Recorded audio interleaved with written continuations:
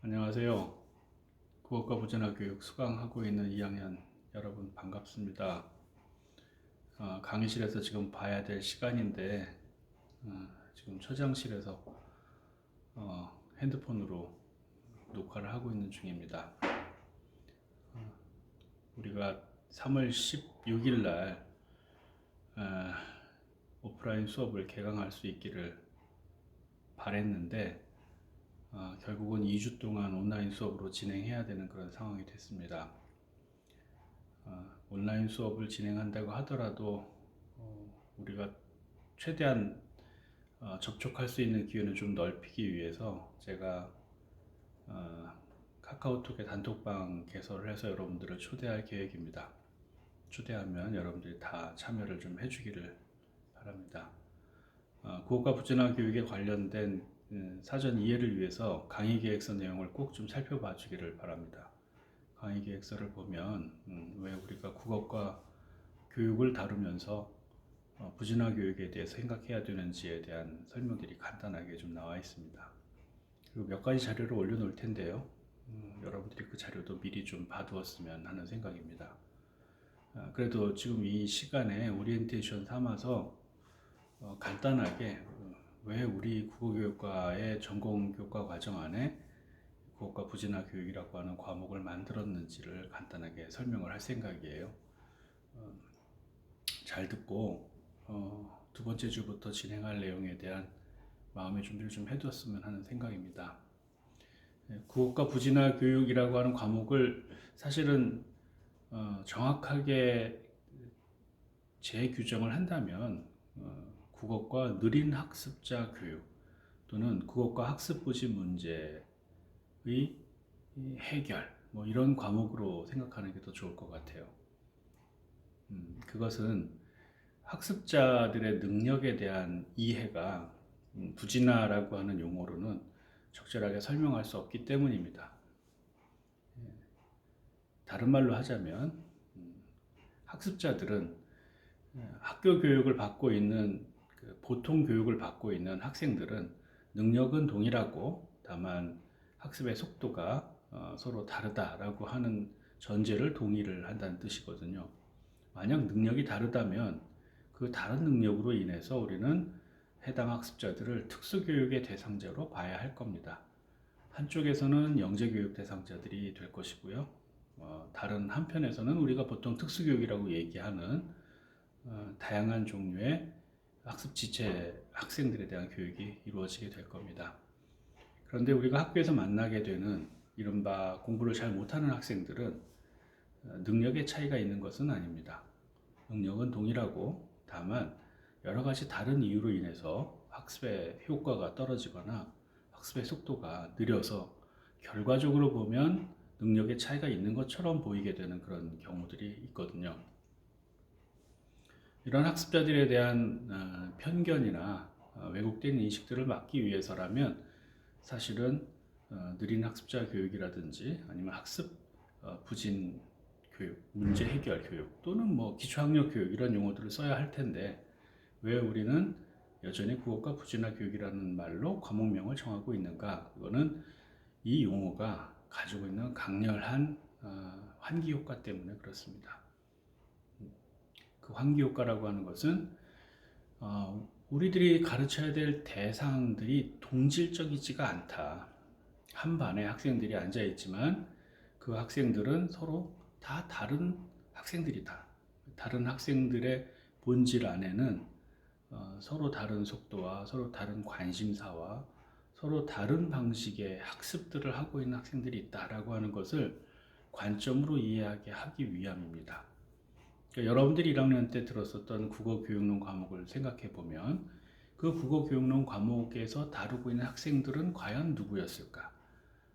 아마도 현실에서는 존재하지 않을 수도 있는 표준화되고 공통적인 그런 평균적인 학생들이었을 겁니다.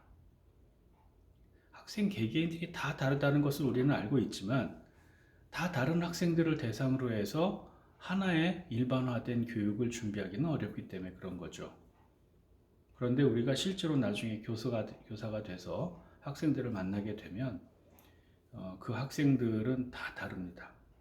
그리고 그 다른 학생들 중에 어떤 학생들은 여러분들이 생각할 때 충분히 준비가 안 돼 있고, 여러분이 생각할 때 너무 느리고, 심지어는 여러분들이 생각할 때 학습 능력이 떨어지는 것 아닌가라고 생각될 그런 학생들도 존재합니다. 이때 우리가 가져야 될 관점들을 바르게 갖고 그 학생들의 각각에 맞는 교육들을 하기 위해 이 과목이 필요한 것이라고 할 수 있겠습니다. 이제 여러분들에게 이 과목에 대한 전체적인 윤곽을 좀 그려 보여줄 텐데요. 강의 계획서는 사실은 그동안 쭉 진행해 왔었던 하나의 일관된 강의 계획서가 없었어요. 매년 강의 계획서를 수정해 왔습니다. 근데 지금 여러분들이 보고 있는 강의 계획서는 작년에 운영했었던 강의 계획서를 다시 조금 업데이트한 부분입니다. 그런데 금년에 또 상황이 생긴 거 아니겠어요? 우리가 2주간 온라인 수업을 하고 나서 여전히 또 온라인 수업을 해야 될 상황이 생길 수도 있단 말이에요. 그래서 교과 과정을 좀 다시 바꿔야 될 수도 있을 것 같습니다. 이미 조금 바꾸려고 생각을 하고 있고요.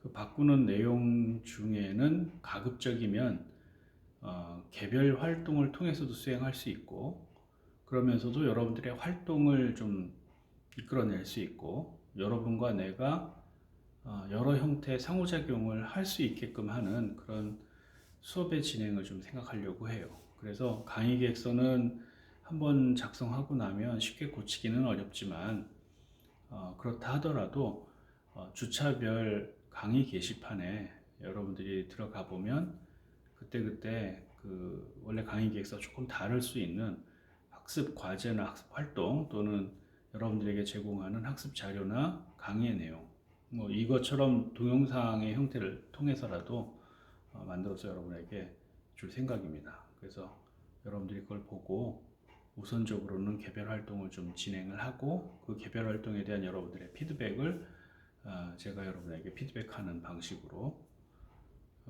그렇게 진행을 할 생각입니다.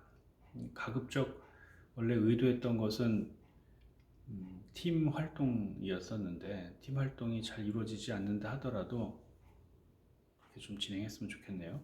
사실 준비한 게 이번 학기에는 좀 다른 방식으로 하려고 보드판도 준비하고 다양한 방식의 준비를 좀 하려고 했는데 직접 바로 쓰지를 못해서 좀 아쉽긴 합니다. 이 과목의 운영을 위해서 사실 어떤 활동들을 중심으로 할 건가 하는 것들을 좀 고민을 많이 했는데요.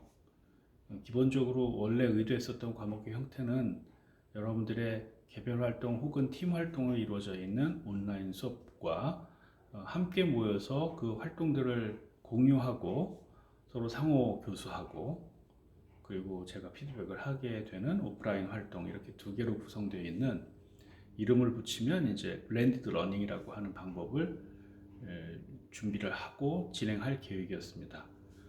빨리 정상화가 된다면 그 방법을 바로 적용을 할 생각이고요. 만약 그게 좀 어렵다면 나중에는 집중 이수의 형태를 취해서 수업을 진행해야 될 수도 있겠습니다. 그리고 이 과목에서 매우 중요한 부분 중에 하나이기도 한데요. 근데 지금 이게 좀 상황이 미묘하게 돼서 어떻게 될지 고민스러운 부분이긴 합니다만, 여러분들이 현장에서 학생들을 직접 만나서 학생들을 지도하는 가운데 학습 부진 학생들을 어떻게 지도할 것인가를 고민해보고 또 경험해보게 하는 그런 프로그램도 이 과목 안에 준비를 했었거든요. 고민입니다. 사실은 지금 좀 고민이에요. 우리가 온라인 수업을 진행해야 되는 것도 문제이긴 한데, 지금 그 대상으로 삼은 게 우리 학교 밑에 있는 운호중학교거든요. 운호중학교하고 얘기를 해서 여러분들이 현장 체험 학습을 하게끔 계획은 세웠는데, 또 그 학교하고 협약도 맺었는데, 그 학교도 지금 개학이 미뤄지고 있거든요. 지금 전국적으로 초중고등학교는 3주 개학이 연기가 되지 않았습니까? 그렇게 되면 그 학교들도 또 운영 방식을 고민하게 될 거예요. 그래서 어떻게 이 현장 체험 부분들을 어떻게 진행할 것인가 하는 게 좀 고민스럽긴 합니다. 그 방법으로 진행할 생각이고요. 과목은 작년까지는 필수 과목으로서 분반을 해서 운영을 했었습니다. 그런데 이번 학기에는 전체를 하나의 반으로 묶어서 제가 다 강의를 하는 방식으로 진행할 계획이에요. 그래서 학생 수는 많아졌습니다. 학생 수가 많아져서 발표하거나 그 발표에 대한 피드백 또는 상호 교수를 하는데 시간이 많이 들어가기 때문에 운영 방식도 좀 바뀔 수밖에 없는데요.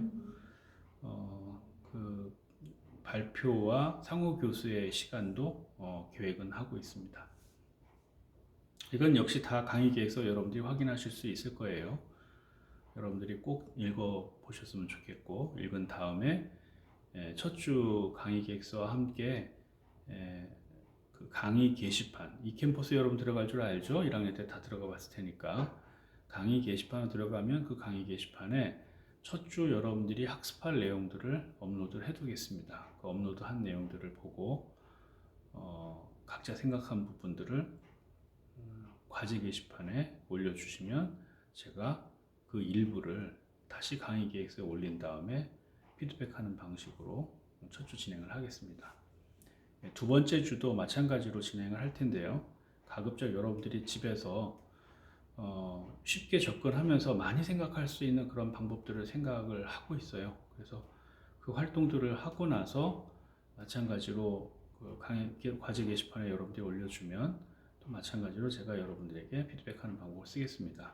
필요하다면 단톡방, 제가 여러분 초대한다고 했었죠? 단톡방을 통해서 그 피드백 내용들을 즉각적으로 좀 상호 대화를 통해서 그 업데이트하는 방법도 생각을 하고 있습니다. 그래서 그것도 고려를 해줬으면 좋겠어요. 혹시 이 과목에 대해서 궁금한 것들이 있으면 언제든지 질문 게시판이나 또는 1대1 상담 게시판을 통해서 제게 남겨주기 바랍니다. 연락처가 있죠. 과목을 많이 맡을 수가 없어서 뭐 아시겠지만 제가 금년도부터 교무처장 역할을 맡고 있어서 수업을 많이 맡을 수가 없는 상황이에요. 그래서 바로바로 여러분들의 질문에 답을 할 수 있을지 모르겠는데 하여튼 최선을 다해서 여러분들에게 응답을 할 생각입니다. 그래서 이 과목이 매우 중요하다는 생각만 먼저 하시고 이 과목을 통과하지 않고는 국어교사 자격증에 도달하지 못한다. 전필 과목이잖아요. 그래서 여러분들이 열심히 좀 참여해 주기를 기대하면서 오늘 첫 인사를 마치는 걸로 하겠습니다. 그럼 다시 만나요.